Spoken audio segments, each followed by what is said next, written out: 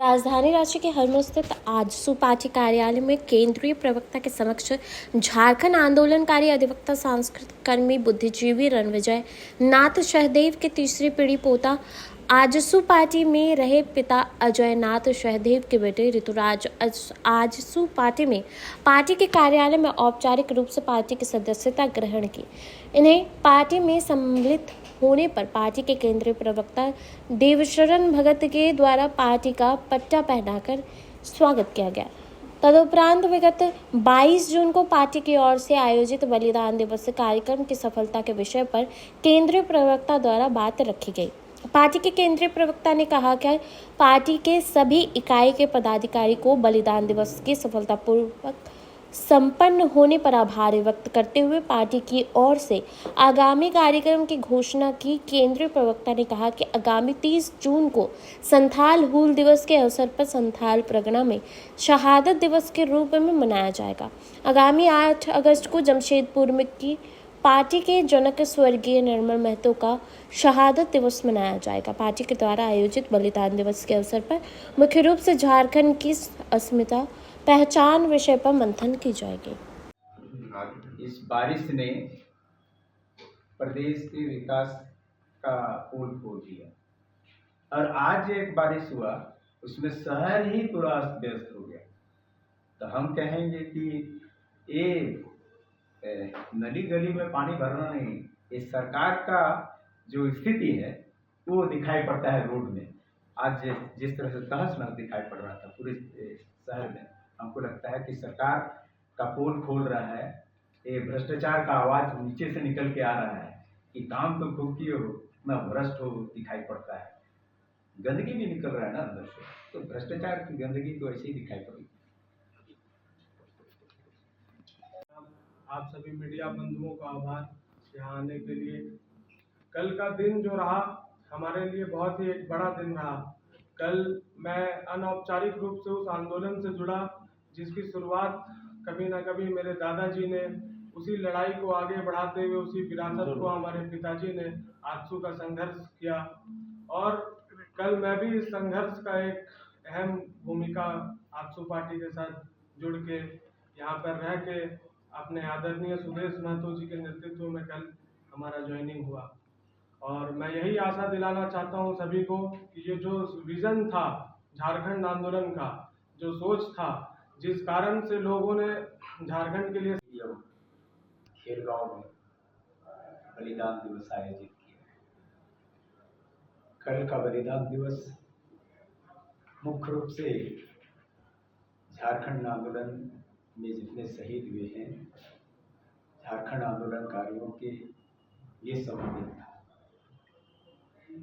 और यह एक ऐतिहासिक दिन था और इसलिए इस ऐतिहासिक दिन में हम लोगों ने कुछ कार्यक्रम लिए हैं।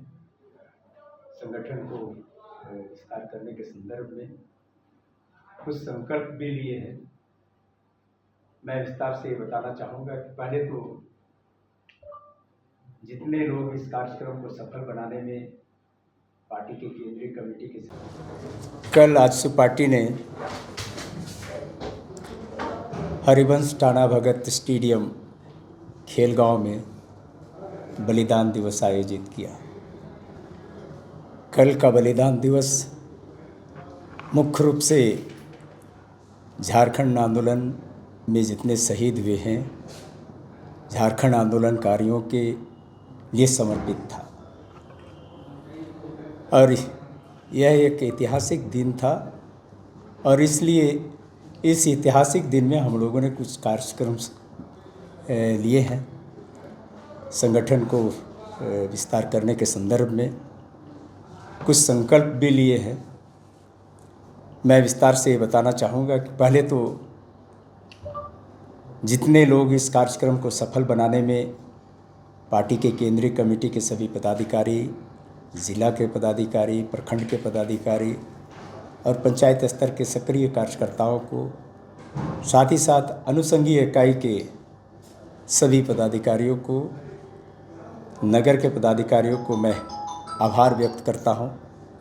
मीडिया के सभी प्रिंट मीडिया, विजुअल मीडिया और छायाकारों को भी मैं आभार व्यक्त करता हूँ कि इस कार्यक्रम को सफल बनाने में आप लोग की भी अहम भूमिका रही है। मैं सबके प्रति आभार व्यक्त करते हुए ये कहना चाहता हूँ कि पार्टी ने तय किया है कि संथाल हुल 30 जून हुल दिवस है। संथाल हुल सिद्धू कानू के और चांद भैरव के हुल के कारण और करीब करीब 10,000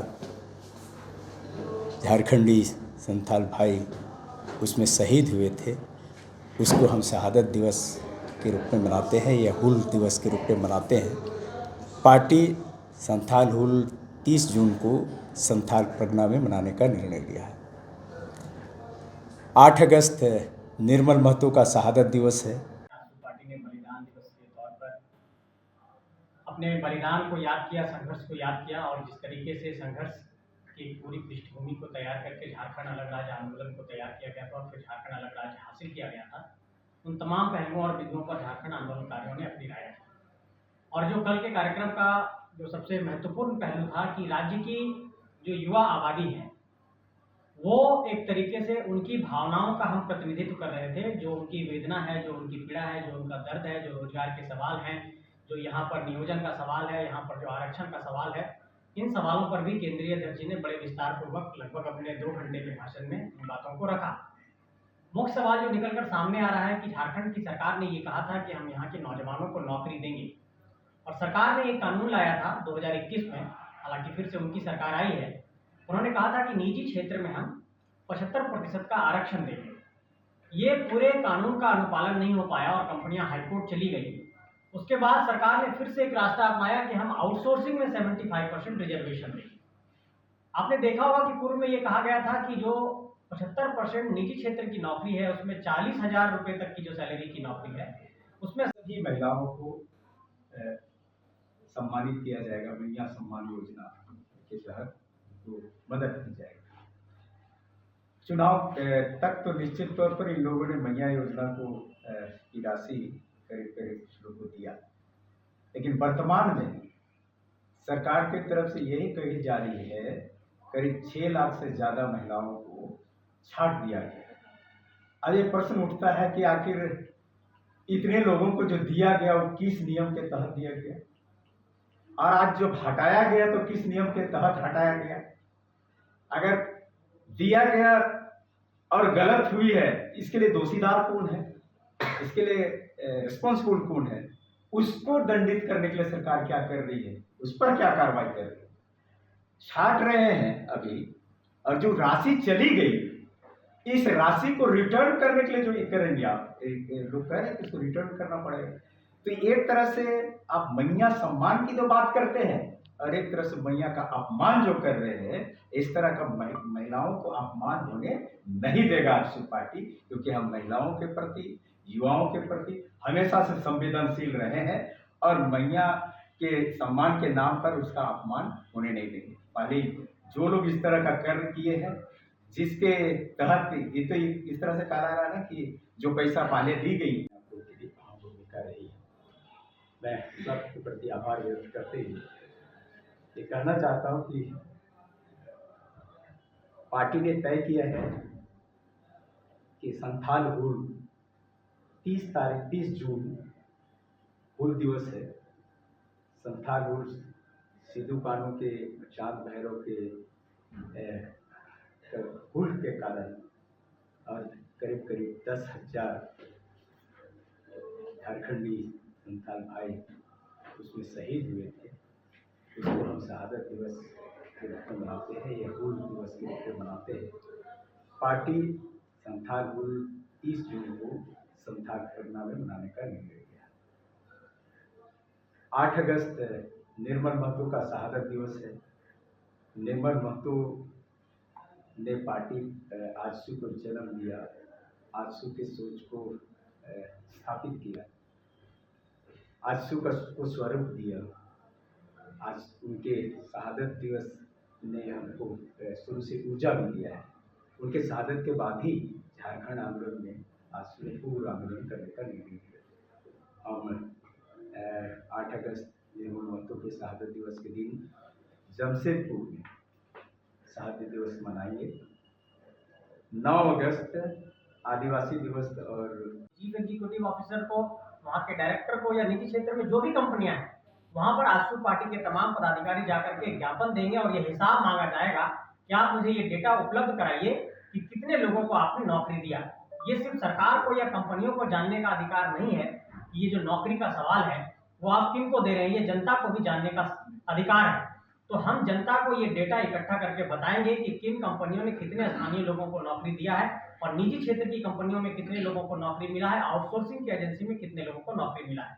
एक बड़ा सवाल और झारखंड के अंदर खड़ा हुआ है कि आउटसोर्सिंग जो एजेंसीज हैं, जो सरकार हायर कर रही है, उसमें आरक्षण की किसी भी प्रक्रिया का पालन नहीं हो रहा है। आज तमाम विभाग में आउटसोर्सिंग एजेंसी को लाया जा रहा है। झारखंड के पर्यटन विभाग में आप देख रहे होंगे कि तमाम आउटसोर्सिंग एजेंसीज को हायर किया गया है।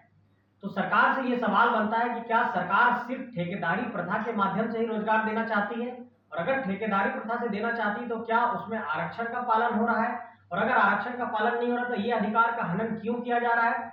क्योंकि एक सवाल बीच में ये खड़ा हुआ था कि 2,88,000 पद जो सृजित थे, उसमें बीच में ये बात सामने आई सरकार की तरफ से कि अब सिर्फ 1,51,000 पद हमारे बचे हैं। तो इन पदों पर जब आपने नियुक्ति की ही नहीं तो ये पद भरे कैसे। इन पदों को आउटसोर्सिंग के माध्यम से शायद भर दिया गया। तो आउटसोर्सिंग के माध्यम से अब सरकार ने कहा है कि हम आरक्षण देंगे, लेकिन यह सवाल पहले खड़ा होता है कि आरक्षण का जो पहलू है आप किस रूप में और कैसे देंगे। नियुक्ति को पारदर्शी व्यवस्था के साथ लागू करेंगे। सरकार ने कहा था परीक्षा, परिणाम और नियुक्ति, ये तीनों हम समय से करेंगे। लेकिन हर जगह सरकार विवादों में फंसती है। जिस तरीके से सीआईडी जांच में ये बात सामने आई है कि सेटिंग गेटिंग हुई थी, प्रश्न पत्र लीक हुआ था, सरकार की जांच एजेंसी ने ये साफ जाहिर कर दिया है कि पेपर लीक हुआ था। तो इसके लिए अकाउंटेबल कौन है, उत्तरदायी कौन है, सरकार को भी ये स्पष्ट करना चाहिए। इसलिए हम सरकार से ये कहना चाहते हैं कि नौजवानों का जो नौकरी का सवाल है, जो यहाँ पर नियुक्तियों का सवाल है, वो समय से पूरा किया जाए। चाहे वो जेटेट का मसला हो, चाहे जेपीएससी का मसला हो, चाहे जेएसएससी का मसला हो, इसको लेकर के आजसू पार्टी आयोग के पास भी जाएगी और आयोग से भी सवाल करेगी और आयोग को भी ज्ञापन देने का काम करेंगे। तो 3 पहलू पर हम लोग अपना काम स्टार्ट करने जा रहे हैं। पहला, निजी क्षेत्र की कंपनियों से सवाल होगा, दूसरा आउटसोर्सिंग एजेंसी से सवाल होगा, और तीसरा सरकार के आयोग से सवाल होगा कि नियुक्तियों को लेकर के आप क्या करने वाले हैं। और इन सारे सवालों को लेकर आजसू पार्टी अब सड़क पर उतरने वाली है। पहले हम अपने पहले चरण में कंपनियों को ये आवेदन देने वाले हैं, कंपनियों से ये सवाल पूछने वाले हैं, और रोजगार के मसले पर आजसू पार्टी युवाओं के लिए लड़ने के लिए तैयार है। और कल हरिवंश टाना भगत के स्टेडियम में केंद्रीय अध्यक्ष सुदेश कुमार महतो जी ने साफ तौर पर यह कहा कि आजसू पार्टी 3-4 दिन पहले बारिश हुआ। इस बारिश ने प्रदेश के विकास का पोल खोल दिया, और आज एक बारिश हुआ उसमें शहर ही पूरा अस्त व्यस्त हो गया। तो हम कहेंगे कि ये नली गली में पानी भरना नहीं, ये सरकार का जो स्थिति है वो दिखाई पड़ता है रोड में। आज जिस तरह से तहस नहस दिखाई पड़ रहा था पूरे शहर में, हमको लगता है कि सरकार का पोल खोल रहा है। ये भ्रष्टाचार का आवाज़ नीचे से निकल के आ रहा है कि काम तो खूब किए हो, कितना भ्रष्ट हो दिखाई पड़ता है। गंदगी भी निकल रहा है ना अंदर से, तो भ्रष्टाचार की गंदगी तो ऐसे ही दिखाई पड़ेगी।